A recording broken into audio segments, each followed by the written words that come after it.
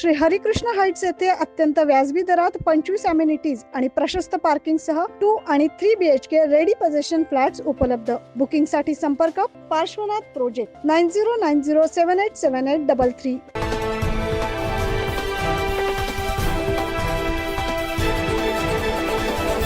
नाशिकच्या सातपूर येथे निगळ गल्ली.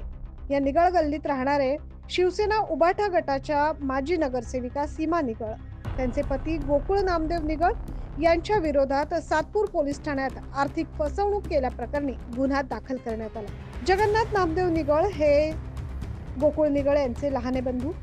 त्यांच्या फिर्यादीवरून गोकुळ निगळ यांनी तब्बल 68 लाख रुपयांची फसवणूक केल्याची तक्रार जगन्नाथ निगळ यांनी सातपूर पोलिसांकडे दिली आहे.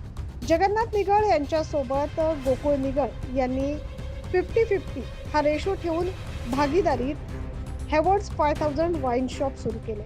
तसेच निगळ कृषी सेवा केंद्र ही संस्था देखील सुरू केली आणि त्या संस्थेच्या नावावर कर्ज काढले.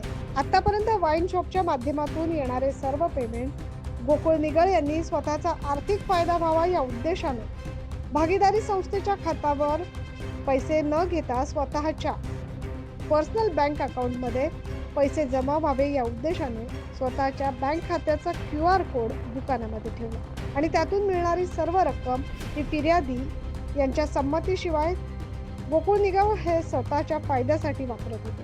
अशा पद्धतीने फिर्यादीची आतापर्यंत 68 लाख रुपयांपेक्षाची जास्त रक्कम गोकुळ निगळ यांनी वापरली आणि ही आर्थिक फसवणूक त्यांनी केल्या आणि ही आर्थिक फसवणूक गोकुळ निगळ यांनी केली. त्यामुळे जगन्नाथ निगळ यांनी त्यांच्या विरोधात फसवणुकीचा गुन्हा दाखल केला. फिर्यादी जगन्नाथ निगळ यांनी फसवणूक झाल्याचे सर्व पुरावे पोलिसांसमोर सादर केले. फसवणूक झाल्याची आर्थिक रक्कम वाढण्याची देखील शक्यता आहे. फसवणूक करणारा गोकुळ निगळ हे फिर्यादी जगन्नाथ निगळ यांचा सख्खा लहान भाऊ आणि लहान भावाकडूनच आर्थिक फसवणूक झाल्याने आश्चर्य व्यक्त होते. Bureau report 9 news Maharashtra.